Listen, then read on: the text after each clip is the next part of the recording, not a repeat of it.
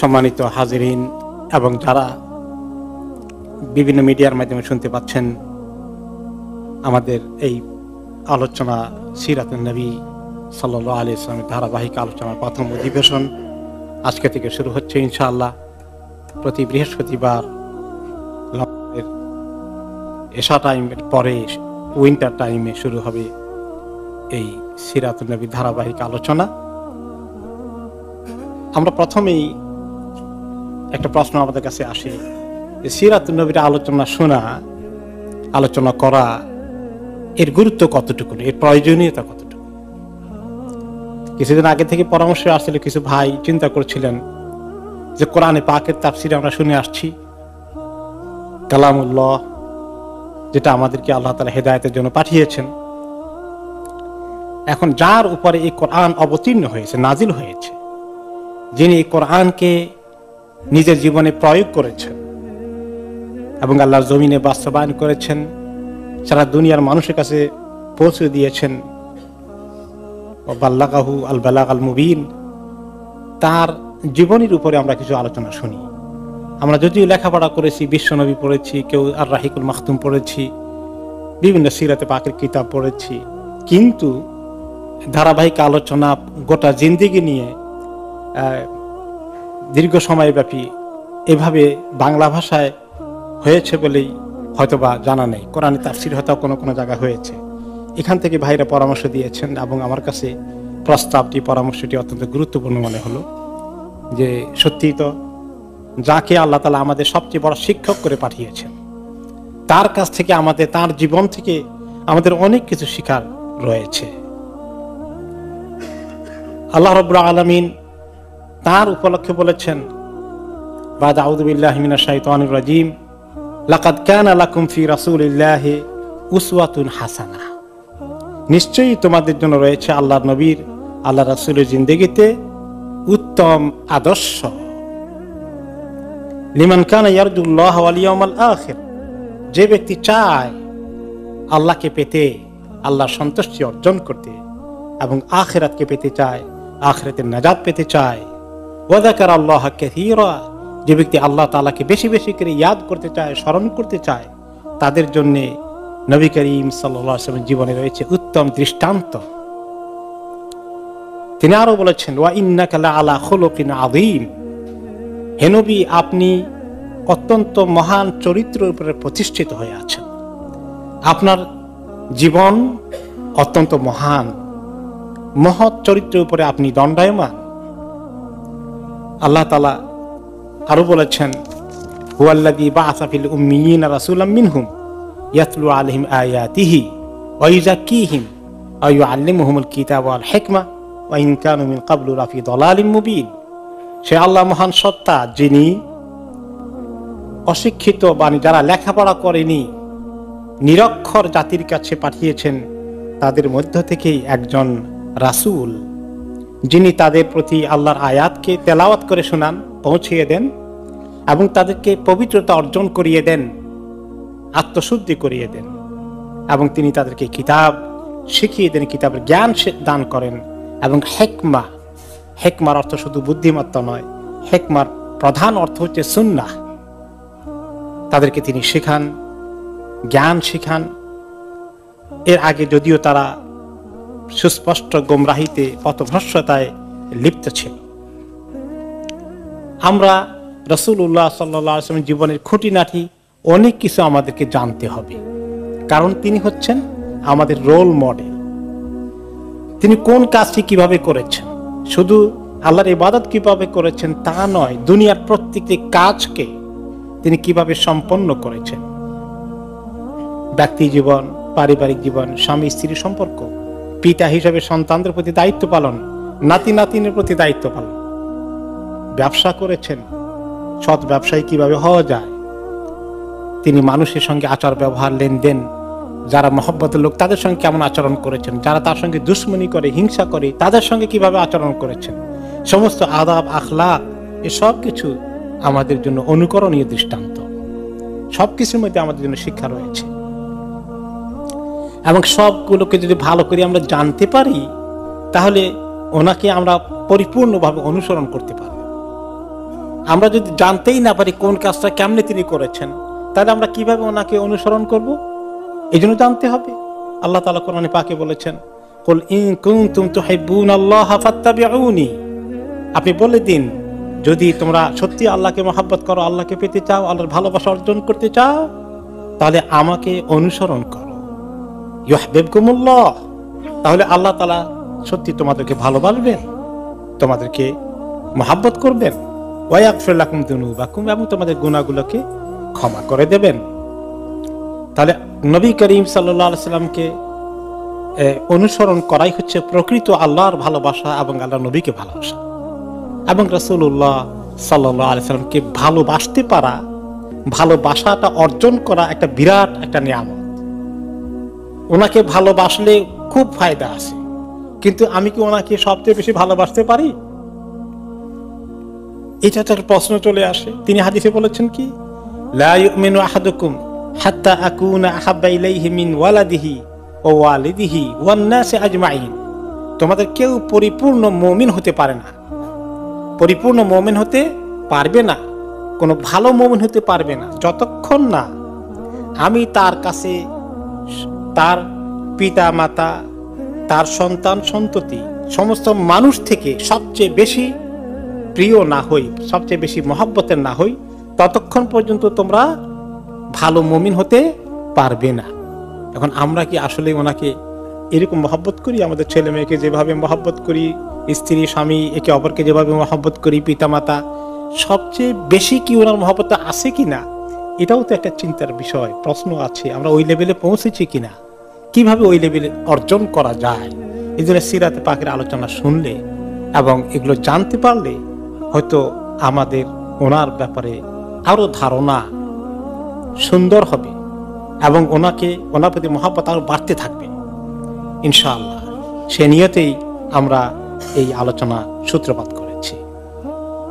এরপরে হচ্ছে তার জীবনটা আমাদের সব কাজগুলোই আদর্শ। তারাকতু ফীকুম আমরাইন লা ইন তামাসসাকতুম বিহিমা লান তাদিল্লু আবাদা কিতাবুল্লাহি সুন্নাতু রাসূলিহি। তিনি আরো বলেছেন যে আমি তোমাদের জন্য দুটো জিনিস রেখে গেলাম, আল্লাহর কিতাব এবং আমার সুন্নাহ। ওনার সুন্নাহ আমার জীবন আদর্শ, জীবনের কাজগুলোই সুন্নাহ। এই দুটোকে যদি তোমরা আঁকড়ে ধরো তাহলে তোমরা কখনো পথভ্রষ্ট হবে না, বিভ্রান্ত হবে না, গোমরাহ হবে না। কাজে কোরআন যেভাবে বোঝার চেষ্টা করছি আমরা, সেভাবে ওনার সুন্নাতকে, ওনার জীবন আদর্শকে আমাদেরকে বুঝতে হবে। তাহলে কোরআন বুঝতে হলো আসলে সিরাতে পাক লাগবে। কোন সময় আয়াতটা নাজিল হয়েছিল, ওই সময় রাসূলুল্লাহ সাল্লাল্লাহু আলাইহি ওয়াসাল্লাম কি করেছিলেন, কোন প্রেক্ষিতে নাজিল হয়েছে, সিরাতে পাকের সঙ্গে অনেকগুলো যুক্ত হয়ে আছে। এখন সিরাতে পাকের আলোচনার মধ্যে এই গুরুত্ব আমরা শুনলাম। এবার আমরা আসি এখন ওনার জীবনী কবে থেকে শুরু হয়ে যায়, জন্ম থেকে মৃত্যু পর্যন্ত ওনার জীবনী। কিন্তু জন্মের আগে অনেক বিষয় আছে, ঐতিহাসিক প্রেক্ষাপট, অনেক ব্যাকগ্রাউন্ড জানা দরকার আছে। ভূমিকা হিসাবে কয়েকটি সেশনে আমাদেরকে জানতে হবে কিভাবে, কোন প্রেক্ষিতে, কোন কারণে আল্লাহ তাআলা ওনাকে পাঠালেন, কেন আরব দেশকে আল্লাহ তাআলা চুজ করলেন, এবং যেখানে চুজ করেছেন বাইতুল্লাহ, যেটাকে বানিয়েছেন ওনার আদি পিতা ইব্রাহিম আলাইহিস সালাতু ওয়াস সালাম, তাওহীদওয়ালা মানুষ, সেখানে এত মূর্তি কেমনে জোগাড় হলো নবীর দেশে, নবী ইব্রাহিমের জায়গা? এটা কত আশ্চর্য বিষয় না? সেগুলো কেমনে হলো? আমরা জানি কাবা ঘর ওখানে নির্মিত হয়েছে, তার ইতিহাস, ইব্রাহিম আলাইহিস সালামের ইতিহাস, ইসমাইল আলাইহিস সালামের ইতিহাস, যিনি তার অন্যতম পূর্বপুরুষ। জমজম কিভাবে আসলো, এই সমস্ত মক্কা নগরীর গোড়াপত্তন কিভাবে হলো, এই সব কিছু ওনার জন্মের আগের ইতিহাসগুলো আমাদেরকে একটু কুইকলি গো থ্রু করতে হবে ভূমিকা হিসাবে। এবং তখনকার সমাজের, আরব দেশের পরিস্থিতি কেমন ছিল, বিশ্ব পরিস্থিতি কেমন ছিল, দুনিয়ার মানুষ কি পরিমাণ অন্ধকারে নিমজ্জিত ছিল, যেটাকে বলা হয় আইয়ামে জাহিলিয়াত। জাহিলিয়াতের অর্থ কি? মূর্খতা। জাহেলিয়া, মূর্খতার যুগে মানুষ বসবাস করেছিল। সেই মূর্খতার অন্ধকার থেকে উদ্ধার করার জন্য মিনাজ যুলুমাত ইলা নূর, অন্ধকার থেকে নূরের দিকে, আলোর দিকে নিয়ে আসার জন্য আল্লাহ তাআলা ওনাকে পাঠিয়েছেন সিরাজাম মুনীরা। এই যে বিষয়, এগুলো সব কিছু আমাদেরকে জানতে হবে, তাহলে সিরাতে পাকের আলোচনাটা আমাদের শুনতে বা বুঝতে সহজ হবে। এজন্য আমরা ভূমিকায় আজকের এই সেশন, আরেকটি সেশন বা আরো 2টি সেশনও হয়তো বা লাগতে পারে, নতুবা একটি সেশনও শেষ হতে পারে ইনশাল্লাহ। এরপরে ওনার জন্ম বৃত্তান্ত দিকে আমরা যাবো আশা করছি ইনশাল্লাহ। তো একটা কথা বলে রাখি যে, এবং ওনার শামাইল, ওনার আখলাক, ওনার চেহারা সুরত কেমন ছিল সবকিছু ইনশাল্লাহ আসবে ইনশাল্লাহ। তবে যে সমস্ত রেওয়ায়াত দিয়ে ওনার জীবনী লেখা হয়েছে এগুলো হচ্ছে ঐতিহাসিক রেওয়ায়াত। হাদিস শরীফের রেওয়ায়াত গুলো যেগুলো হাদিসের মধ্যে এসেছে সেগুলো যেমন সহিহ কনফার্ম হয়েছেন মুহাদ্দিসিনে কেরাম, কিন্তু ইতিহাস লেখকগণ এবং ওনাদেরকে বলা হয় আখবারিয়ুন, যারা ইতিহাস বর্ণনা করেছেন তারাই সিরাতে পাকের ম্যাটেরিয়ালে অনেক কিছু তারা নিয়ে এসেছেন। তো ইতিহাস আর হাদিসের রেওয়ায়াতের মধ্যে কিছু পার্থক্য আছে। হাদিসের রেওয়ায়াতের মধ্যে সাংঘাতিকভাবে চেক করা হয়েছে একদম অথেন্টিক কিনা, কারণ ওই রেওয়ায়াতের কারণে হালাল হারাম প্রতিষ্ঠিত হবে, তাই না? ওখানে দুর্বলতা থাকলে, দাঈফ হাদিস থাকলে সেটা গ্রহণযোগ্য নয়। কিন্তু ইতিহাস বর্ণনার ক্ষেত্রে কিছু কিছু ক্ষেত্রে মানে এত বেশি চেক করা হয়নি, কোনো কোনো ক্ষেত্রে কিছুটা ইগনোর করা হয়েছে। যতটুকুন ইতিহাসের বর্ণনা পাওয়া গিয়েছে ততটুকুন গ্রহণ করা হয়েছে, কিন্তু সেক্ষেত্রেও যারা মুতাবার ইতিহাসবেত্তা, ঐতিহাসিক, তারা মোটামুটি যতটুকুন পেরেছেন কিছুটা চেক করার চেষ্টা করেছেন। কিন্তু স্টিল পার্থক্য থাকবে। ইতিহাস যেমন আপনি মনে করেন সিরাজউদ্দৌলার ইতিহাস পড়ছেন, এরপরে মোগল সম্রাটদের ইতিহাস পড়েছেন, তাই না? এগুলো কি একেবারে হাদিসের মতো এত চেক করা হয়েছে? কিছু এগুলোর মধ্যে আলোচনা ধারাবাহিক শুনে আসছে, লোকেরা বর্ণনা হয়েছে। তো এরকম এই মৌলিকভাবে ইতিহাসের মধ্যে কিছুটা এরকম থাকে, এই জন্য তারা ইতিহাস বর্ণনা করেন, তাদেরকে আরবিতে বলা হয় আল আখবারিয়ুন।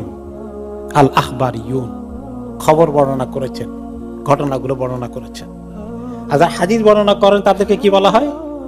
আল মুহাদ্দিসুন। মুহাদ্দিস এক বচন, বহু বচন মুহাদ্দিস।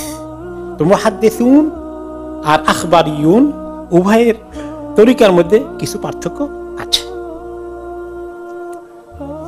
এরপরে আমরা তাহলে ভূমিকার মেইন পার্টটাতে যাই, সেটা হচ্ছে রাসূলুল্লাহ সাল্লাল্লাহু আলাইহি সাল্লামের মূল, ওনার পূর্বপুরুষদের মধ্যে সবার আগে কার কথা দিয়ে আমরা শুরু করব? ইব্রাহিম আলাইহিস সালাতু ওয়াস সালামের কথা দিয়ে। যেহেতু নবী করিম সাল্লাল্লাহু আলাইহি ওয়াসাল্লাম ইতিহাস ওনার সঙ্গে জড়িত, মক্কার ইতিহাস, কাবার ইতিহাস, জমজমের ইতিহাস, বাইতুল্লাহর ইতিহাস, যেটা নবী করিম সাল্লাল্লাহু আলাইহি ওয়াসাল্লামের আপন জন্মভূমি, সেটা যেহেতু এইগুলোর সঙ্গে জড়িত, এই জন্য সংক্ষিপ্তভাবে আমরা ইব্রাহিম আলাইহিস সালামের কিছু ঘটনাপঞ্জির দিকে যাব। ইব্রাহিম আলাইহিস সালামকে আল্লাহ তাআলা পাঠিয়েছেন কোন জায়গায়? ওনার জন্ম হয়েছে কোন এরিয়ায়? বাবেল। বাবেল হচ্ছে ব্যাবিলন, সেটা হচ্ছে ইরাক এলাকার ভিতরে পড়েছে। ইরাকে ওনার জন্মভূমি, এবং সেখানে কোন জালিম শাহী বসবাস করেছে? নমরুদ। এবং সেখানে আপনারা জানেন তিনি মূর্তি ভেঙে ফেলেছিলেন, এগুলো আপনারা তাফসীর শুনেছেন, সেই বিস্তারিত ইতিহাসে আমি যাব না।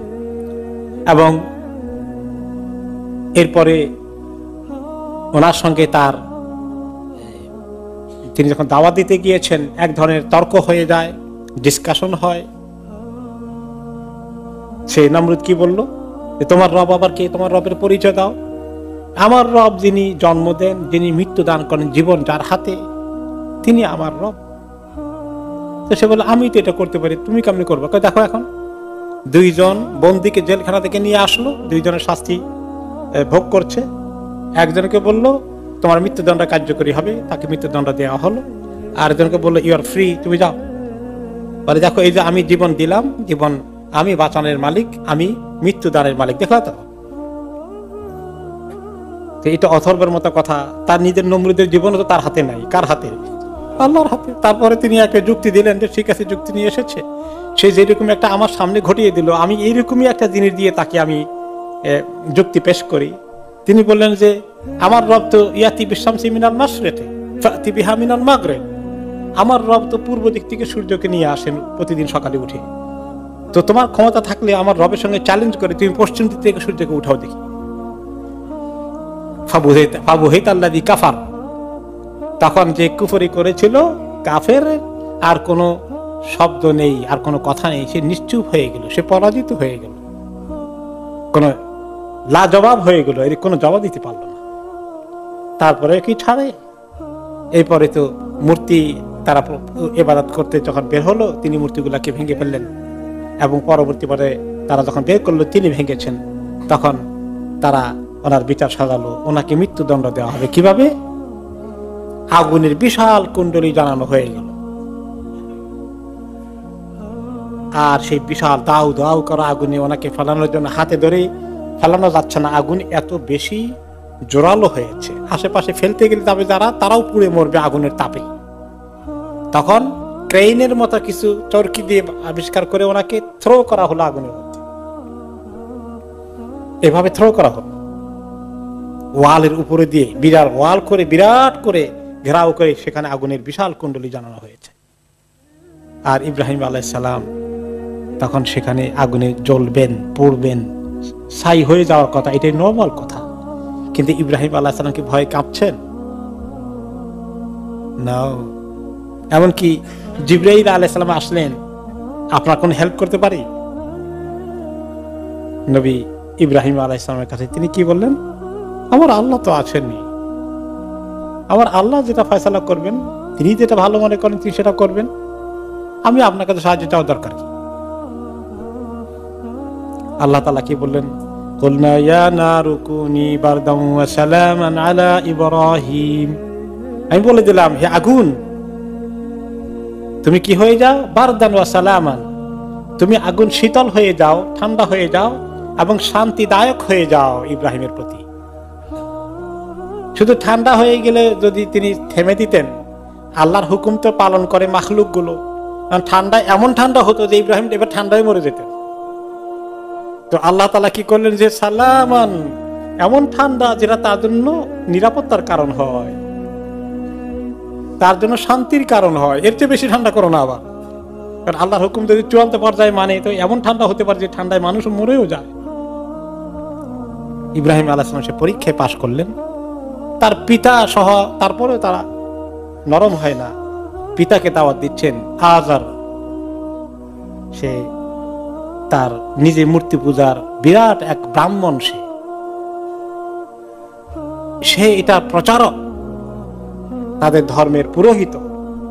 আপন পিতাকে তিনি চেষ্টা করলেন বহু রকমে আল্লাহ দিকে দাওয়াত দিতে, কিন্তু পিতা তো শুনেই না, বরঞ্চ বলে এই কথা যদি বলো আর তুমি যদি মূর্তি পূজায় না আসো, লাকতুলান্নাক, আমি তোমাকে কতল করে ফেলবো।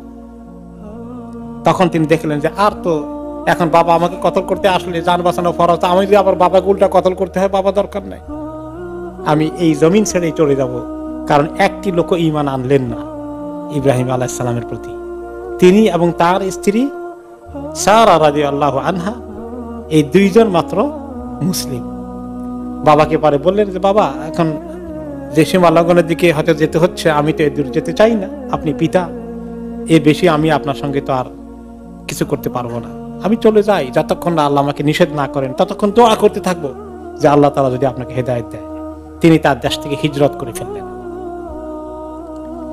হিজরত করে ওনার 3 নম্বর সাথী ছিল আরেকজন, ইসলাম কবুল করেছিলেন, তিনি কে?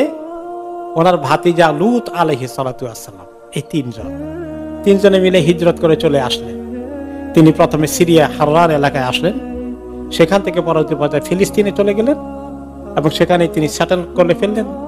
আর লূত আলাইহিস সালাম ওনার ভাতিজাকে পাঠালেন জর্ডানের এই যে এখন ডেড সি আছে সেই এলাকায়। এরপরে তিনি মিশরেই ফিলিস্তিনে বসবাস করেন, কিন্তু তিনি সেখান থেকে দাওয়াতি কাজে মাঝে মধ্যে এদিক সেদিক যেতেন। এক পর্যায়ে তিনি মিশরে গেলেন দাওয়াতি কাজের জন্য, কিন্তু সেখানে আরেক জালিম শাহী। ওখানে তিনি যখন পৌঁছলেন, তিনি খবর পেলেন সেখানকার শাসক ওনার খবর পেয়ে ওনাকে ডেকে পাঠালো এবং বুঝতে পারলো কিছু তার গুপ্তচর আছে যে একটা ফরেনার এসেছে, কি উল্টাপাল্টা দাওয়াত দেয়, আর তার স্ত্রী মহা সুন্দরী, বাচ্চার কাছে খবর পৌঁছে দিল। সারা আলাইহিস সালাতু ওয়াস সালাম খুবই সুন্দরী মহিলা ছিলেন, কিন্তু অত্যন্ত নিষ্ঠাবান, দিনদার, পরহেজগার ছিলেন। এখন এই জালিমটা কাছে যখন খবর পৌঁছে গেছে, ইব্রাহিম আলাইহিস সালাম টের পেয়ে গেছেন এই জালিম লোক পাঠাচ্ছে তার স্ত্রীকে ধরে নেওয়ার জন্য, কারণ তার কাছ থেকে কোন সুন্দরী স্ত্রী রেহাই পায় না। এই জালিম শাসক ছিল মিশরের। তিনি চিন্তাযুক্ত হয়ে পড়লেন। এরপরে তিনি ঘরে এসে বা যেখানে তিনি আশ্রয় নিয়েছিলেন সেখানে তার স্ত্রীকে বললেন যে ইন্না হাদাল জাব্বার ইন ইয়ালাম আন্নাকা ইমরাআতি ইয়াগলিবুনি আলাইক, এই যে জালিম প্রতাপশালী এই শাসকটা, সে যদি তোমাকে তোমার কথা খবর পায় তাহলে তোমাকে সে নিয়ে যাবে আর বলবে, তোমাকে বাধ্য করবে আমাকে তালাক দিয়ে তাকে বিয়ে করতে, তোমার প্রতি তার হাত প্রসারিত করতে পারে। তো তুমি যখন তোমাকে জিজ্ঞেস করে তখন তুমি বলবা যে আমি তোমার বোন, ফাইন্নাকি উখতি ফিল ইসলাম, তুমি বলে দিবে যে তুমি আমার ইসলামের বোন, তুমি আমার বোন। কারণ আসলে তো আমাদের একটা সম্পর্ক তো স্বামী স্ত্রীর আছে, কিন্তু ইসলামের আরেকটা সম্পর্ক আছে। সেটা কি? ইন্নামাল মুমিনুনা ইখওয়া, মুমিনরা পরস্পর ভাই ভাই, পুরুষ মুমিনরা ভাই আর মহিলা মুমিনরা বোন। তো এটা সরাসরি মিথ্যা হবে না, তিনি বুদ্ধি শিখিয়ে দিলেন। এটা বলবা, এটা বললে আশা করা যায় ছেড়ে দিবে। আর আমার স্ত্রীর কথা যদি বলো যে তুমি আমার স্ত্রী, হয়তো মনে করবে যে তারে আরেকটা বিয়ে করাই দেবো, আমি তোমাকে বিয়ে করবো, এরকম অন্যায় কোন কাজ সে করে ফেলতে পারে। ওয়াকানাত আহসানান নাস, আর সারা ছিলেন অসম্ভব সুন্দরী মহিলা।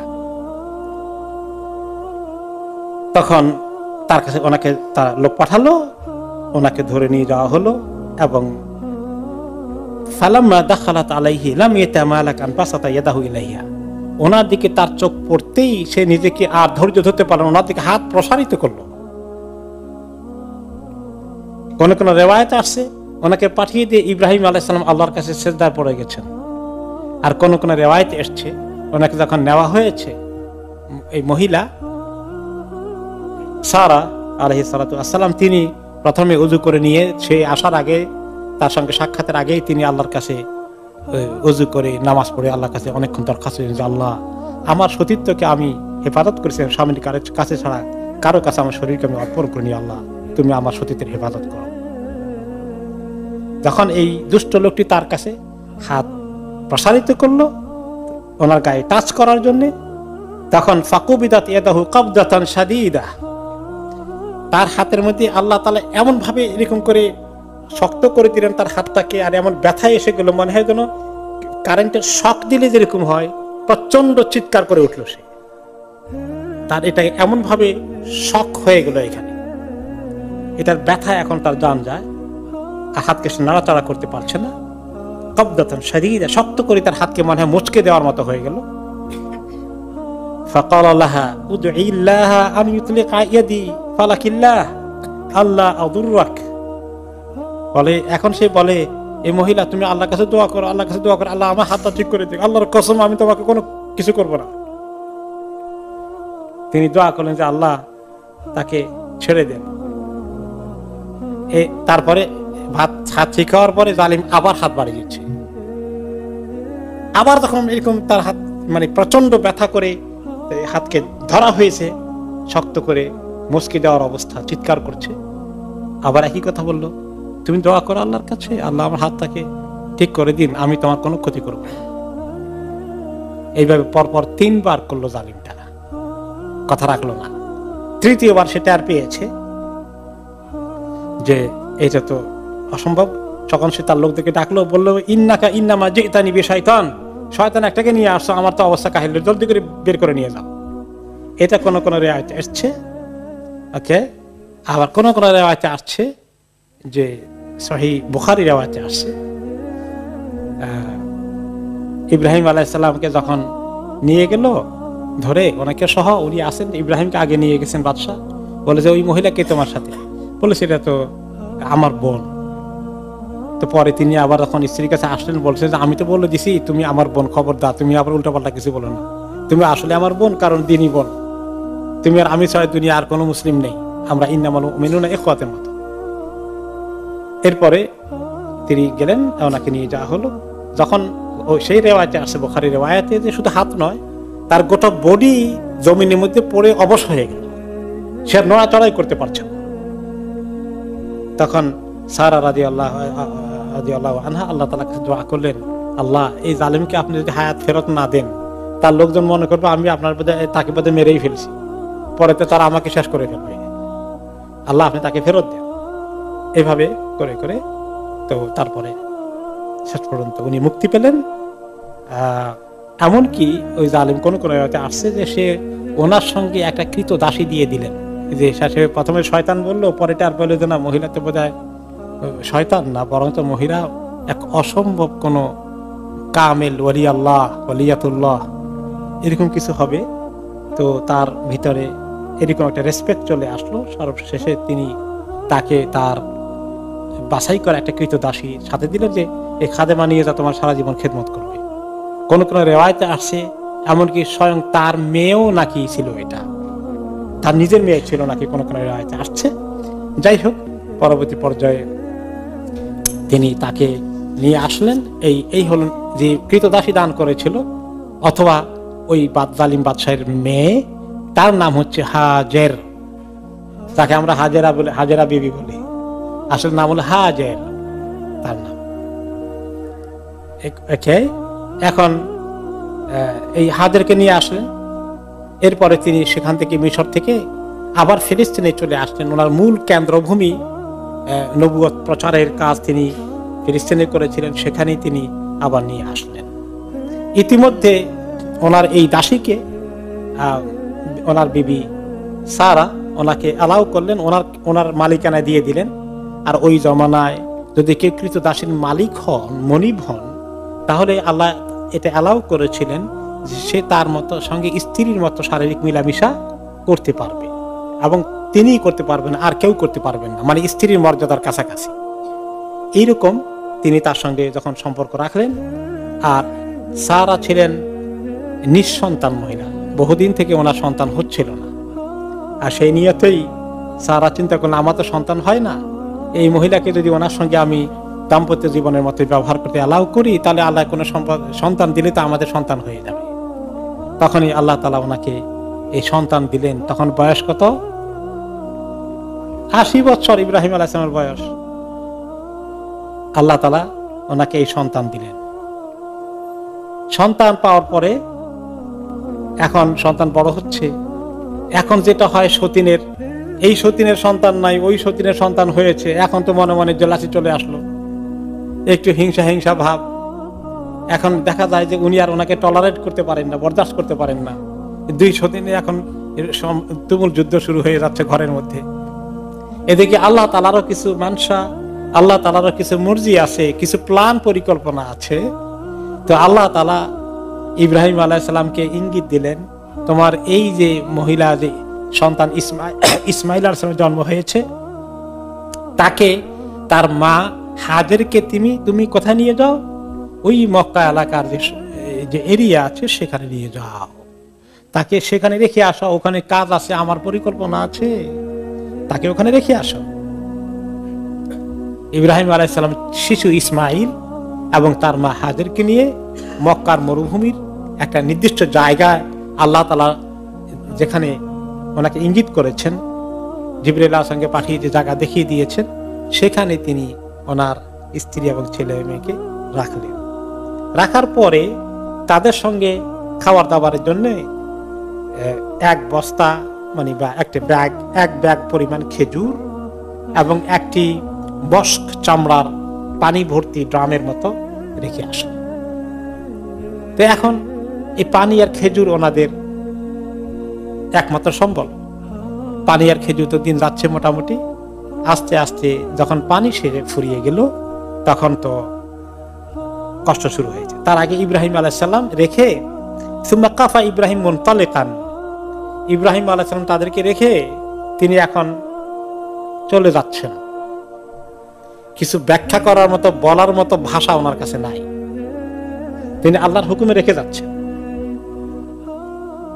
এবং তিনি কুদাই এলাকার দিকে, মেসফালা পার হয়ে যে কুদাই, এই এলাকা দিয়ে তিনি রওনা হয়ে যাচ্ছেন, ফিলিস্তিনের দিকে চলে যাবেন। এখন এই মহিলা ইসমাইল আলাইহিস সালামের মা বলছেন, ইয়া ইব্রাহিম আইনা তাযহাব, ইব্রাহিম কোথায় চলে যাচ্ছেন আপনি? ওয়াতাতরুকুনা বিহাদাল ওয়াদি আল্লাযী লাইসা বিহি আনিসুন ওয়ালা শাই, এমন একটি ধুধু প্রান্তরে রেখে যাচ্ছেন যেখানে কোনো জনবসতি, কোনো মানুষ যার সঙ্গে আমরা একটু মিশতে পারবো বা কিছু আমাদের সময় কাটবে, আমাদের সাহারা হবে, কিচ্ছু যেখানে নাই, এমনকি দানা পানি খাবার কিচ্ছু যেখানে নাই, এমন জায়গায় রেখে চলে যাচ্ছেন। ফাকালাত লাহু যালিকা মিরারান ওয়া জাআলা লা ইয়ালতাফিতু ইলাইহা, মহিলা কয়েকবার এই কথা বললেন, কিন্তু ইব্রাহিম আলাইহিস সালাম কোনো জবাবও দিচ্ছেন না, তার দিকে ফিরেও তাকাচ্ছেন। কষ্ট হচ্ছে, তিনি তাদের প্রতি দুর্ব্যবহার শাস্তি দেওয়ার জন্য নয়। ফাকালাত লাহু, প্রথমে বলেছিলেন কি আমাদেরকে শাস্তি দিয়েছেন, কোন কোন রিওয়ায়াতে আসছে, নাকি আল্লাহর হুকুম? ফাকালাত লাহু আল্লাহু আমারাকা বিহাদা, যে আল্লাহ তাআলা কি আপনাকে এভাবে রেখে যেতে আমাদেরকে হুকুম করেছেন? ক্বালা নাম, তিনি বলেন হ্যাঁ তাই, আমার আল্লাহ এই নির্দেশ দিয়েছেন। ক্বালাত ইযান লা ইউদাইউনা, তখন তিনি বলেন তাহলে আশা করছি আল্লাহ আমাদেরকে হালাক করে দেবেন না, ধ্বংস করে দেবেন না, বরবাদ করবেন না, আমাদের আস্থা আছে আল্লাহর প্রতি। অন্য রিওয়ায়াতে এসেছে ইল্লা মান তাকিলুনা, ইব্রাহিম কার হাতে আমাদেরকে রেখে চলে যাচ্ছেন? ক্বালা ইলাল্লাহ, তখন তিনি জবাব দিয়েছিলেন আল্লাহর কাছে রেখে গেলাম তোমাদেরকে। ফাকালা রাদিতু, ঠিক আছে আল্লাহর কাছে রেখে যান, আল্লাহর হুকুমে ঘটে যায়, আমরা মেনে নিলাম। সুম্মা রাজাত, অতঃপর তিনি আর ওনার পিছনে পিছনে গেলেন না। ইব্রাহিম আলাইহিস সালাম সামনের দিকে যেতে থাকলেন, পিছনে তাকাচ্ছেন না, অনেক কষ্ট হচ্ছে, আদরের সন্তান 80 বছর বয়সে পেয়েছেন, এই সন্তানকে রেখে দিতে হবে এই ধুধু প্রান্তরে, কত কষ্ট ওনার মনে। ওনাদের সামনে কোনো কথাই বলছেন না। অতঃপর যখন তিনি সানিয়া এলাকা পার হয়ে গেলেন, ওনার চোখের দৃষ্টির বাইরে চলে গেল, তখন তিনি ওই যেখানে আল্লাহর ঘর হবে ওই দিকে মুখ করে আল্লাহর কাছে দোয়া করলেন, যে দোয়াটা আল্লাহ তাআলা কোরআনে পাকে উল্লেখ করেছে, যে দোয়াটি এসেছে সূরা ইব্রাহিমের মধ্যেই, রব্বানা ইন্নী আসকানতু মিন যুররিয়াতি বিওয়াদিন গায়রি যী যারইন ইনদা বাইতিকাল মুহাররম, হে আল্লাহ আমি আমার সন্তানকে, আমার বংশধরকে, আমার স্ত্রী পরিবারকে রেখে গেলাম এমন একটি প্রান্তর, যেটা ধুধু প্রান্তর, যেখানে কোনো চাষাবাদ, গাছপালা, ক্ষেত খামার কিচ্ছু নেই। ইনদা বাইতিকাল মুহাররম, আপনার পবিত্র ঘরের কাছে। তখন কি আল্লাহর ঘর তৈরি হয়েছে? হয় নাই তো। তো তিনি বলছেন কেন? বলেন তো কেন বলছেন? ওনাকে আল্লাহ খবর দিয়ে দিয়েছেন আল্লাহর কি পরিকল্পনা আছে এই এলাকায়, এখানে একদিন আল্লাহর ঘর নির্মিত হবে। তিনি এটা টের পেয়ে গেছেন, আল্লাহ ওনাকে খবর দিয়ে দিয়েছেন যে আল্লাহ আপনার পবিত্র ঘরের কাছে রেখে গেলাম, যেখানে কোনো খাবার দাবার, কৃষি কার্য কিচ্ছু নেই। রব্বানা লিয়ুকিমুস সালাহ, আল্লাহ যাতে তারা নামাজ কায়েম করে, সন্তানের জন্য তিনি এখানে এবং পরবর্তী বংশধর তারা যেন, যারা এলাকায় থাকে তারা যেন নামাজ কায়েম করে, তারা নামাজ পড়তে থাকে, এখানে যেন তারা এই নামাজের ঘর বানানো হয়, এই ঘরে তারা দেখভাল করে, একসময় তাদেরকে নামাজি বানান। ফাজআল আফইদাতাম মিনান নাসি তাহওয়ি ইলাইহিম, আর আল্লাহ মানুষের অন্তরকে এভাবে করে দেন, এই যে মানুষের অন্তরে যেন, কিছু লোকের অন্তরে যেন এদের প্রতি মায়া মহব্বত সৃষ্টি হয়ে যায়, কেউ যেন খবর পেয়ে তাদের লুকআপটা করতে চলে আসে আল্লাহ। ওয়ারযুকহুম মিনাস সামারাতি লাআল্লাহুম ইয়াশকুরুন, আর আল্লাহ তাদেরকে ফল ফলাদি থেকে রকমারি ফল ফ্রুটের আপনি রিজিক দান করেন। আল্লাহ আশা করা যায় তারা শুকরগুজার হবে। তাদের জন্য তিনি নামাজের দোয়া করলেন, মানুষদের সমাজ এখানে গড়ে তোলার জন্য দোয়া করলেন, যেন মানুষ চলে আসে, তাদেরকে সঙ্গ দেয়, তাদের প্রতি টেক কেয়ার করে, এবং সেখানে যেন আল্লাহ তাআলা রকমারি ফলের রিজিক আল্লাহ তাআলা সাপ্লাই করে দেন। আল্লাহ তাআলা আমরা দোয়া কবুল করেছেন না? তাই করেছেন। সব রকমের ফল এখন এগুলো মক্কায় পাওয়া যায়, যদি আমরা এদেশেও পাই, কিন্তু এখন তো দুনিয়ার সবকিছু সাপ্লাই হওয়া সহজ হয়েছে। কিন্তু ওই সময় কিভাবে সহজ হয়েছিল? তখন তো আর সহজ হওয়ার কথা ছিল না, কিন্তু তিনি অ্যাডভান্স দোয়া করে গেছেন। তিনি তো চলে গেলেন দোয়া করতে করতে আল্লাহর কাছে তাওয়াক্কুল করে। এখন এই পানি তো শেষ, খেজুরের শেষের দিকে, বিশেষ করে পানির অভাবে তো এখন তিনি বসে আল্লাহর কাছে ইন্তজার করছেন কি অবস্থা হবে। কিন্তু তখন দেখছেন যে বেবিটির এখন মুখ শুকিয়ে যাচ্ছে, বেবি এখন কাঁদছে, সমানে কাঁদতে পারে, জিহ্বা আটকে যাচ্ছে। তখন তিনি পেরেশান হয়ে গেলেন, কোথায় যাই? পাশেই ছোট্ট দুটো টিলার মতো পাহাড়, এই দুটোর নাম কি? সাফা এবং মারওয়া। সেখানে গেলেন।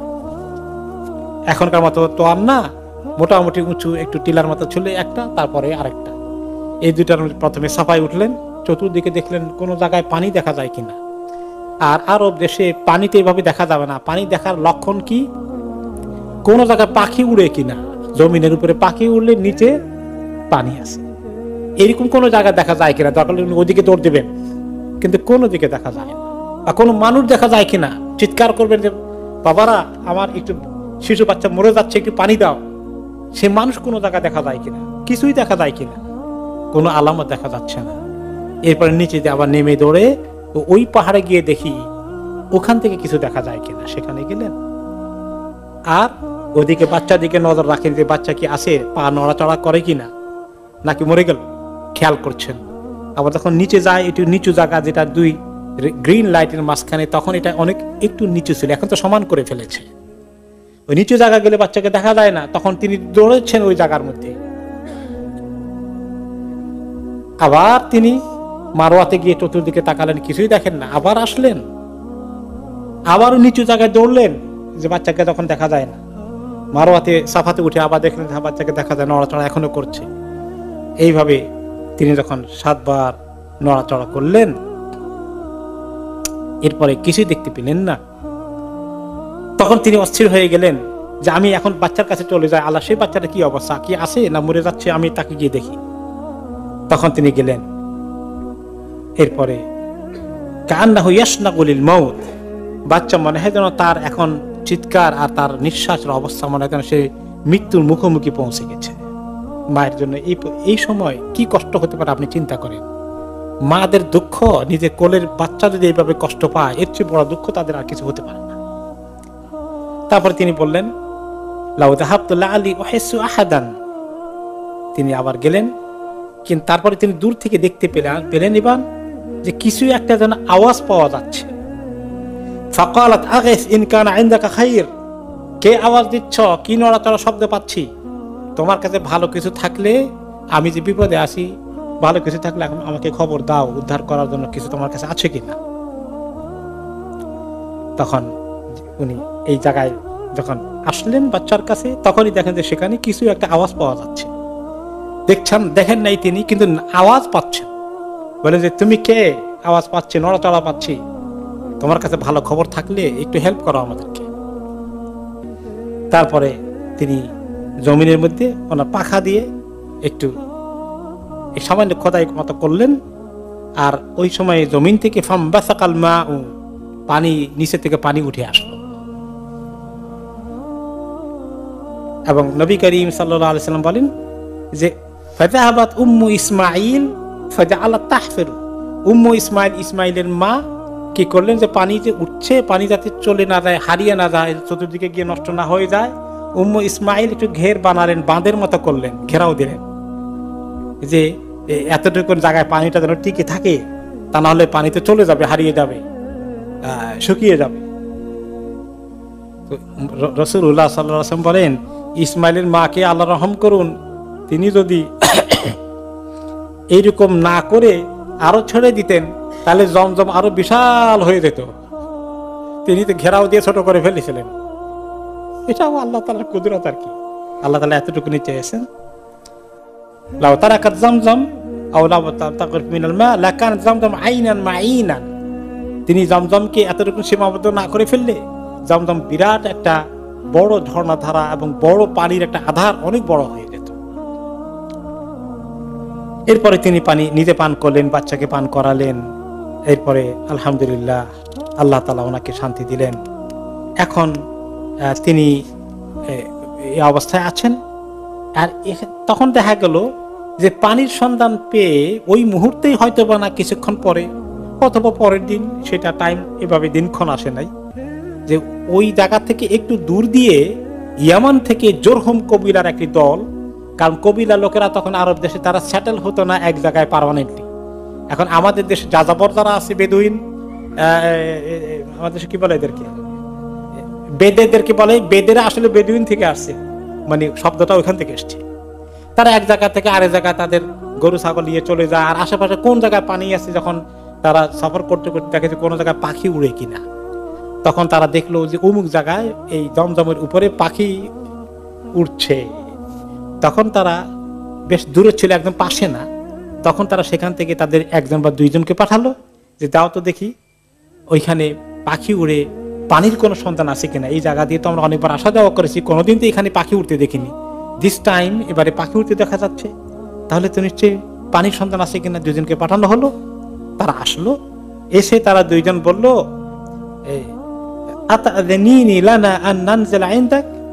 পাখি পানি তারা নিয়ে গেল, এরপর গিয়ে খবর দিল। ওখান থেকে তারা তাদের দলের কয়েকজন আসলো, এসে বলল যে এখানে পানি তো বোধহয় আপনার কারণে এসেছে, এটা তো অস্বাভাবিক বিষয়, এখানে পানি থাকার কথা ছিল না, এখানে কুয়া কিভাবে আসলো?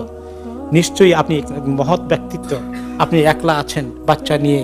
এবং তারা কিছু আলাপ আলোচনা খোঁজখবর নিয়ে বলে, আপনি পারমিশন দিলে আমরা কি করব, আপনার এখানে আশেপাশে আমরা বাড়ি ঘর করে এখানে থাকার ব্যবস্থা করব, আপনাকে একলা আর কষ্ট করতে হবে না। ওই যে ইব্রাহিম আলাইহিস সালাম দোয়া করেছিলেন না, আল্লাহ লোকদের দিলকে তাদের দিকে নিয়ে আসেন। তারা তখন এই জুরহুম কবিরা লোকেরা সেখানে সেটেল হয়ে গেল। এবং এক পর্যায়ে ইব্রাহিম আলাইহিস সালাম বড় হয়েছেন, এবং বড় হওয়ার পরে ওনারা যখন টিনএজারের বিগিনিং এ আছেন, তখন কি ঘটনা ঘটলো? কোরবানির ঘটনা আসলো, তাই না? মনে আছে? এই কোরবানির ঘটনায় আল্লাহ রাব্বুল আলামিন ইব্রাহিম আলাইহিস সালামকে আরেক বড় পরীক্ষায় পার করলেন। সেখানে তিনি ওই ঘটনা আমরা শুনেছি, রিপিট করতে চাই না।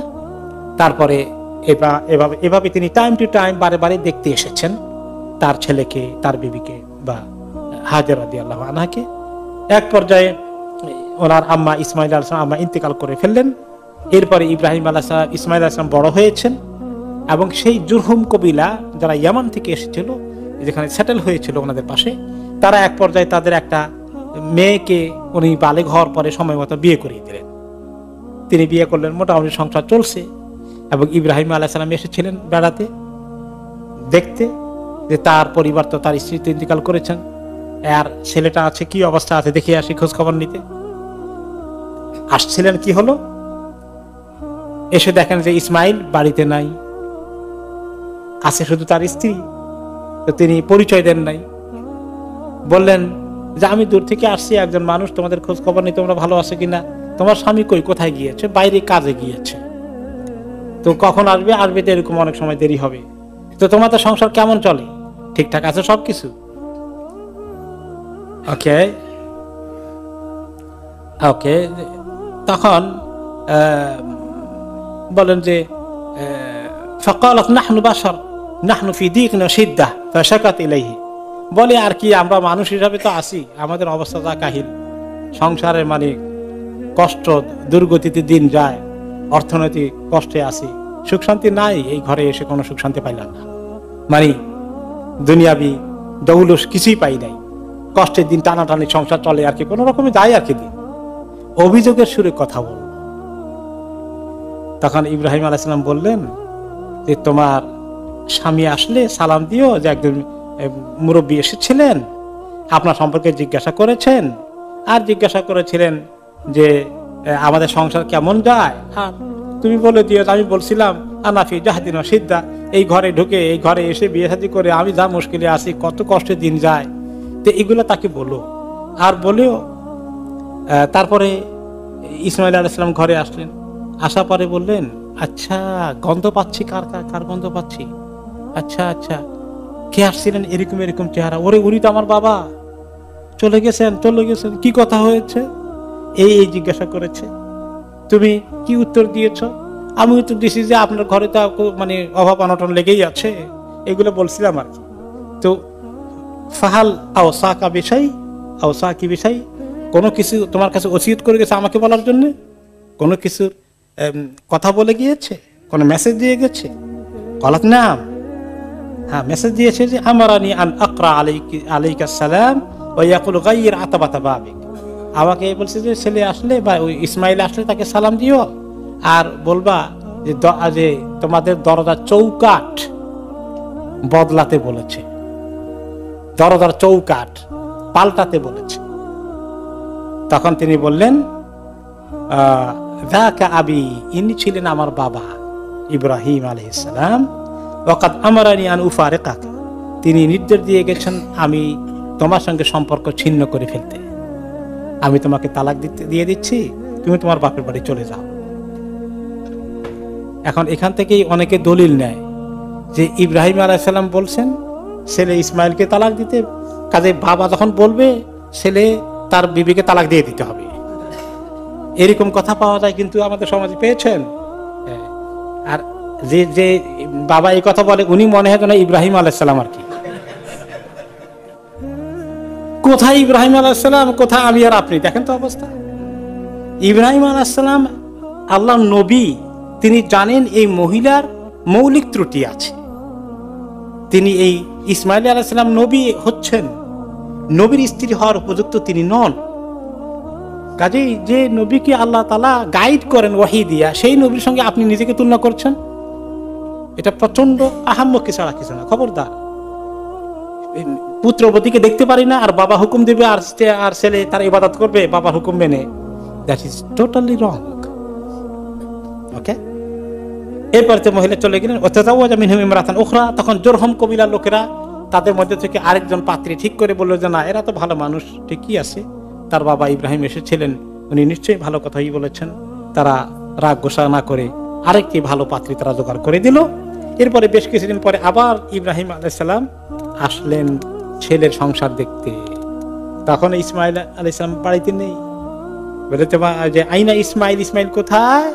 বলেন যাহাবা ইয়াসির, উনি তো শিকার করতে গিয়েছেন, শিকার করে মানে হরিণ বা এই জাতীয় কোনো কিছু হালাল প্রাণী শিকার করতে গিয়েছেন। আল্লাহ তানজিল ফাতুতইম ওয়া তাশরাব, তখন তিনি বললেন তো আপনি বসেন, মুরব্বী কোন জায়গা থেকে আসেন, কি সময়, তার পরিচয় দেন নাই, তো আপনি বসেন, খাওয়া দাওয়া করেন, একটু রেস্ট নেন।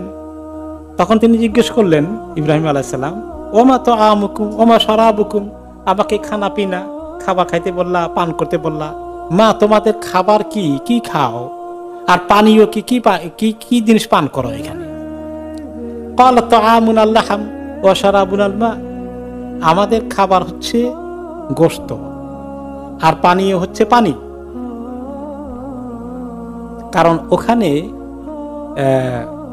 আর কোনো খাবার নাই, কোনো গম চাষ হয় না, কিচ্ছু হয় না, কোনো কৃষিকাজ মক্কা তখন হতো না, মেইনলি শুধু গোশত খায়, রুটি ছাড়াই গোশত খায়। তখন তিনি দোয়া করলেন, আল্লাহুম্মা বারিক লাহুম ফি তাআমিহিম ওয়া শারাবিহিম, আল্লাহ তাদের এই খাবারের মধ্যে যে গোশত খায়, আল্লাহ এটার মধ্যে আল্লাহ আপনি বরকত দান করেন, আর যে তারা পানি খায়, আল্লাহ তাআলা এই পানির মধ্যে আপনি বরকত দান করেন। ফাকাল আবুল কাসিম সাল্লাল্লাহু আলাইহি ওয়াসাল্লাম, এই বর্ণনা করতেছিলেন এই হাদিসটি নিজে রাসূলুল্লাহ সাল্লাল্লাহু আলাইহি ওয়াসাল্লাম। তখন তিনি মন্তব্য করলেন রাসূলুল্লাহ সাল্লাল্লাহু আলাইহি ওয়াসাল্লাম ঐতিহাসিক ঘটনা বলার পাশাপাশি বারাকাতু দাওয়াতি ইব্রাহিম, যে এটা ইব্রাহিম আলাইহিস সালামের দোয়ার কারণেই সম্ভব হয়েছে। মক্কার লোকেরা তখন রুটি ছাড়া, ভাত ছাড়া, চাউল ছাড়া, অন্য কিছু ছাড়া শুধু গোশত আর পানি খেয়ে তাদের জিন্দেগি নরমাল থেকেছে। এটা একমাত্র ইব্রাহিম আলাইহিস সালাম দোয়া করেছিলেন, ওই যে যাওয়ার সময় ফেলে গিয়েছিলেন, ওয়ারযুকহুম, আল্লাহ তাদেরকে রিজিক দান করেন, এবং পরে এসে আবার দোয়া করলেন বারাকাতের। এই কারণে ফাহুমা লা ইয়াখলু আলাইহিমা আহাদুন বিগাইরি মাক্কা ইল্লা লাম ইউআফিকাহ, নবী করিম সাল্লাল্লাহু আলাইহি ওয়াসাল্লাম একটা সায়েন্টিফিক কথা বললেন যে মক্কা ছাড়া আর কোন শহরে কোন লোকজন কোন কওম যদি শুধু গোশত আর পানি খেয়ে জীবন কাটায় তাদের শরীর নরমাল থাকবে না। কথা ঠিক কিনা বলেন?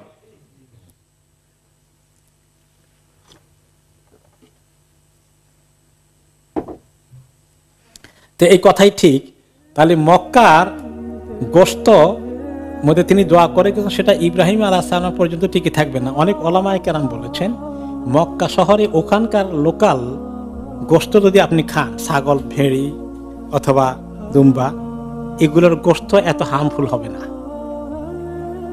কারণ ওই যে ইব্রাহিম আলাইহিস সালাম দোয়া করে গেছেন বারাকাল্লাহু ফি বারাকাল্লাহুম আল্লাহুম্মা বারিক লাহুম ফি তাআমিহিম ওয়া শারাবিহিম, এদের গোশত এই এবং পানির জন্য দোয়া করেছে। এই জন্য মক্কায় হজে ওমরায় গেলে কিছু গোশত খেয়ে নিলে আশা করা যায় কম ক্ষতি হবে। জানি না সাইন্টিফিক্যালি কতটুকু টিকবে, কিন্তু this is the opinion of some scholars. Okay, এরপর নবী করিম সাল্লাল্লাহু আলাইহি ওয়াসাল্লাম বলেন ওয়ালাম ইয়াকুন লাহুম ইয়াউমা ইদিন হাব্বুন, যে ওই সময় মক্কায় কোনো দানা ছিল না। দানা বলতে কোনো বীজ দানা, শস্য দানা, ধান, চাল, গম এইরকম কোনো বীজ জাতীয় কিছু ছিল না। লাউ কানা লাহুম হুব্বুন দাআ লাহুম ফিহি, এরকম কিছু থাকলে তিনি অবশ্য দোয়া মিস করাতেন না, সেটার জন্য দোয়া করতেন। ছিল না, কি দোয়া করবেন? যেগুলো আছে ওগুলোর জন্যই বরকতের দোয়া করেছেন। অতঃপর তিনি জিজ্ঞেস করলেন ওয়াসআলাহা আন আইশিহিম ওয়া হাইয়াতিহিম, তাদের দিন কেমন যাচ্ছে, সংসার কেমন যাচ্ছে, খোঁজ খবর নিলেন। ঠিক আছে মা, তুমি এই ঘরে তোমার সুখ শান্তি আছে কিনা, মোটামুটি তুমি হ্যাপি আছো কিনা? তখন মহিলা বললেন নাহনু বিখাইরিন ওয়া সাআতিন ওয়া আসনাত আলাল্লাহ, বলেন আলহামদুলিল্লাহ অনেক খায়ের মধ্যে আছি, অনেক ভালো অবস্থায় আছে, আমাদের কোনো অভাব অনটন নাই, এবং অনেক আল্লাহ তাআলার প্রশংসা করলেন, অনেক আলহামদুলিল্লাহ অনেকবার বললেন মহিলা। তখন তিনি বললেন যখন তোমার স্বামী আসে বলবা, তাকে সালাম দিবা আর বলবা যে তার ঘরের চৌকার যেন ঠিক মতো রেখে দেয়। ইসমাইল আলাইহিস সালাম যখন আসলেন হাল আতাকুম মিন আহাদ, কেউ আসছিল নাকি? ওই যে গন্ধটা পান আসছিল তো, এরকম মুরব্বী, এরকম এরকম এরকম কি কথা বলেছে, এই কথা বলেছে, তুমি কি বলেছি, তারপরে কি ওসিয়ত করে গেছে, কিছু বলছে আপনাকে বলতে, আপনি ঘরের চৌকা ঠিক আছে রেখে দেওয়ার জন্য। তখন বললেন ওকে, সালাম দেওয়ার পরে এটা বলছে, আচ্ছা আচ্ছা আচ্ছা, যাকা আবি, তিনি আমার পিতা, ওকে, ওয়ান্তিল আতবা, তুমি আমার দরজার চৌকাঠ, ও আমার আনি আন উমসিকাকা, আমাকে বলে দিয়েছেন আমি যেন তোমাকে সুন্দর করে দাম্পত্য জীবনে অটুট রাখি, বজায় রাখি তোমার সাথে। তারপরে তিনি চলে গেলেন। এরপরে আবার আরেকটু সময় আসলো, আরেক সময় আসার পরে বেশ কিছুদিন পরে আবার আসলেন। তখন ইসমাইল আলাইহিস সালাম মোটামুটি সুঠাম দেহের অধিকারী, ওনার কৈশোর পেরিয়ে, যৌবনের পেরিয়ে এবার তিনি মোটামুটি সুস্থ দেহের কর্মী হিসাবে ওনার জীবন গড়ে উঠেছে। এই সময় আসলেন, এসে তখন ইসমাইল আলাইহিস সালাম ইয়ে করছেন, বসে একটা গাছের নিচে বসে বসে ওনার ওই বর্ষা, তীর এগুলাকে ঠিক করছেন, কারণ শিকার করতে যাবেন, ওইটাই মেইনলি ওনাদের খাবার দাবারের ইয়ে। এই সময় ওই একটা গাছের নিচে বসে তিনি ঠিক করছিলেন। ইব্রাহিম আলাইহিস সালাম ওইদিকে আসতে তিনি দেখে ফেলেছেন বাবা ছেলেকে, ছেলে বাবাকে উঠে ধরে যেভাবে আলিঙ্গন করা দরকার, মোলাকাত করে আলিঙ্গন করে, তারপরে কথাবার্তা বলে এরপরে ঘরে গেলেন, কথাবার্তা বলেন, খাওয়া দাওয়া করলেন এবং বললেন যে দেখো বাবা ইসমাইল, ইন্নাল্লাহ আমারানি বিআমরিন, আল্লাহ তাআলা আমাকে একটা আরেকটি বড় কাজের হুকুম দিয়েছেন। ক্বালা ফাসনা মা আমারাক রাব্বুক, আপনার আল্লাহ যে হুকুম দিয়েছেন করে ফেলেন, কোনটা করতে বলেছেন? ক্বালা ওয়াতুঈনুনি, তুমি আমাকে হেল্প করবা, আমাকে সঙ্গ দেবা? ক্বালা উঈনুকা, অবশ্যই আপনাকে সঙ্গ দেব। ক্বালা ফাইন্নাল্লাহ আমারানি আন আবনি হাহুনা বাইতান, আল্লাহ আমাকে ইশারা করে দিয়েছেন এই যে জায়গাটা, ওই জায়গায় আমাকে ঘর বানাতে হবে, আল্লাহর ঘর, বাইতুল্লাহ হবে এখানে। ওকে, এরপরে দুই বাপে বানাবেন ঠিক করলেন।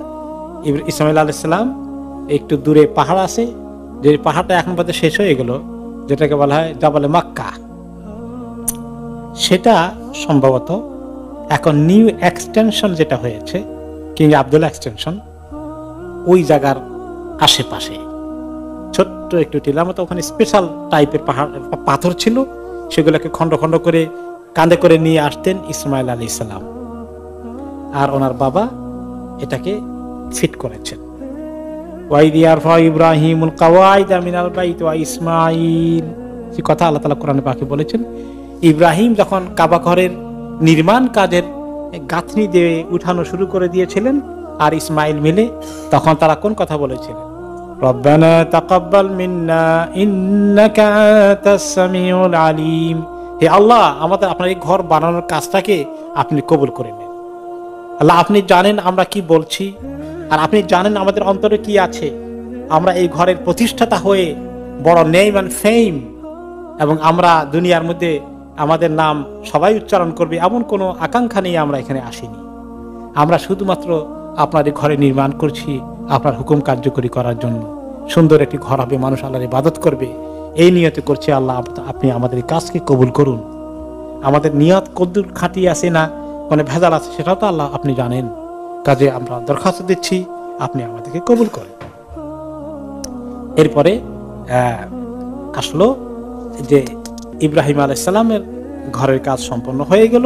এই ঘর কমপ্লিট হওয়ার পরে আল্লাহ তাআলা ওনাকে অর্ডার দিলেন, ওয়াআযান বিন-নাসিল হাজ্জি ইয়াতুকা রিজালা ওয়া আলা কুল্লি দামিরিন ইয়াতিনা মিন কুল্লি ফাজ্জিন আমিক। এই এবার অর্ডার করে দাও, হে ইব্রাহিম, সমস্ত মানুষের কাছে তুমি ফরমান পৌঁছিয়ে দাও। তিনি চিৎকার করে আওয়াজ করে দিলেন যে আল্লাহ রাব্বুল আলামিন যাদের সামর্থ্য আছে মুসলিম, তাদের প্রতি এই নির্মিত হওয়া এই ঘরের হজ আল্লাহ তাআলা জীবনে একবার ফরজ করে দিয়েছেন। তিনি অ্যানাউন্স করে দিয়েছিলেন। সেই অ্যানাউন্সমেন্ট দুনিয়ার আনাচে কানাচে পৌঁছে দেওয়া হয়েছিল, তখন তারা জীবিত ছিল। আর পরবর্তী নবীদের মাধ্যমে আমাদের কাছে সে আল্লাহর ঘরের হজ ফরজ করার খবর আল্লাহ তাআলা বারে বারে সহ নবীদের মাধ্যমে দান করেছেন। এরপরে ইব্রাহিম আলাইহিস সালাম চলে গিয়েছেন, তিনি আবার ফিলিস্তিনে ফেরত গিয়েছেন।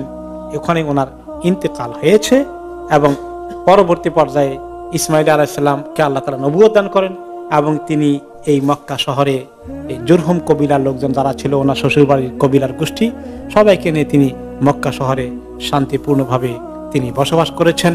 এবং তিনি সেখানে যতদিন আল্লাহ তাআলা হায়াত দিয়েছে ততদিন তিনি সেখানে থাকলেন। এরপরে ওনার জন্ম যখন হয়, ওনার জন্মের প্রায় 13 বছর পরে আল্লাহ তাআলা ওই সারার ঘরে একটি সন্তান দিলেন বুড়ো বয়সে। ওই বুড়ো বয়সের সন্তানটাই ছিল সারারটা 80 বছর বয়সে, যেটা, তাই না? সেই সন্তান ছিল ইসহাক আলাইহিস সালাতু ওয়াস সালাম। ইসহাক আলাইহিস সালাম পরবর্তী সন্তান, যিনি সারার ঘরে আসেন। আর প্রথম সন্তান হচ্ছেন ইসমাইল আলাইহিস সালাতু ওয়াস সালাম। ইসমাইল আলাইহিস সালাম ওনার ঘরে আল্লাহ তাআলা মক্কাতে প্রায় 12 জন সন্তান দিয়েছিলেন। বিরাট মাশাআল্লাহ ওনার সংসার এবং বিরাট ওনার জনবসতি গড়ে উঠলো, এবং 12 জনের 12টি নামে 12টি কবিলায় পরবর্তী পর্যায়ে হয়ে গেল। এবং মক্কা শহরে অন্যান্য কবিলারা যারা এসেছিল, জুরহুম এবং ওনার শ্বশুরাল্লাহের গোষ্ঠীর বাকিরা সবাই ওনাদের নেতৃত্ব মেনে নিয়েছিলেন, এবং এই সংসার সবাই এবং ওই মক্কা শহরের নিয়ন্ত্রণ তাদের হাতেই থাকে। এক পর্যায়ে তারা শুধু মক্কায় নয়, হেজাজ আরবের অন্যান্য অঞ্চলে তারা ছড়িয়ে পড়েন, এমনকি আরব দেশের বাইরেও তারা বিভিন্ন জায়গায় চলে যান। কিন্তু কিছু লোক স্টিল মক্কা শহরে তারা থেকে যায়। তাদের গোষ্ঠী চলে আসে আদনান, ইসমাইল আলাইহিস সালামের পরে আদনান পর্যন্ত যে সিলসিলা আছে, এখানে কতজন আছে? 20 জনের পুরুষের মতো কাছাকাছি আছে। আর আদনান থেকে নবী করিম সাল্লাল্লাহু আলাইহি ওয়াসাল্লাম পর্যন্ত এখানে প্রায় 21 জনের সিলসিলা আছে। আরব দেশের নিয়ম ছিল তারা তাদের বংশ বুনিয়াদের ধারা মুখস্থ করতে পারত। আমার দাদাকে, তার দাদাকে, তার দাদাকে, তার দাদাকে, এরকম করে তারা 100 পর্যন্ত মুখস্থ করতে পেরেছে। আপনারা কয়জন পারছেন? আমি আমার দাদার পরে যিনি একজন ছিলেন ওই ওদের পর্যন্ত জানতে পেরেছি, আর জানিও নাই। তা আপনারাও তাই? আরবরা এরকম 100 তাদের মুখস্থ আছে। স্বয়ং নবী করিম সাল্লাল্লাহু আলাইহি সাল্লামের কাছে যে সিলসিলা ছিল, ওনার বংশের তিনি মুখস্থ করেছেন, তিনি পেরেছেন, এবং তিনি একমাত্র আদনান পর্যন্ত বলেছেন সাহাবীদেরকে। তিনি বলেছেন যে ওয়াকাদ আরাদানা নবী সাল্লাল্লাহু আলাইহি ওয়াসাল্লাম কানা ইযা ইনতাসাবা ফাবালাগা আদনান, তিনি যখন ওনার বংশের ধারা মুখস্থ করে বলতেন আদনান পর্যন্ত যেতেন, আর গিয়ে বলতেন ওয়ায়াকুল কাযাবান নাসাবুনা ফালা ইয়াতাজাওয়াজুহু, যে ওই আদনানের উপরে ইসমাইল পর্যন্ত যেটা গেছে, এখানে রেওয়ায়েতের মধ্যে কোনো সহি রেওয়ায়েত নাই, ওনার কাছে নাই, অনেক মিথ্যাবাদী লোকরা আজেবাজে অনেক কিছু যোগ করেছে, কাজেই উদ্দূর পর্যন্ত উনি আর পৌঁছতে পারেননি। তাহলে উনি থেকে আদনান পর্যন্ত 21তম, আর কোন কোন রেওয়ায়েতে আসছে যে ইসমাইল আলাইহিস সালাম ছিলেন 40তম, আর ইব্রাহিম আলাইহিস সালাম হয়ে গেছেন 41তম। কিন্তু এগুলোর সঠিক তত্ত্ব কনফার্ম না, শুধুমাত্র আদনান পর্যন্ত কনফার্ম। এরপরে আমরা আসি লাস্ট ওয়ান, আজকে আমরা এখানে শেষ করব। সেখানে ওনার বংশধারার আদনানের পরে আসতে আসতে ওনার দাদা ছিল দাদা ছিল আব্দুল মান্নাফ, আব্দুল মান্নাফের পরে ছিল হাশেম, পরদাদার উপরে হাশেমের পরে হাশেমের ছেলে হচ্ছে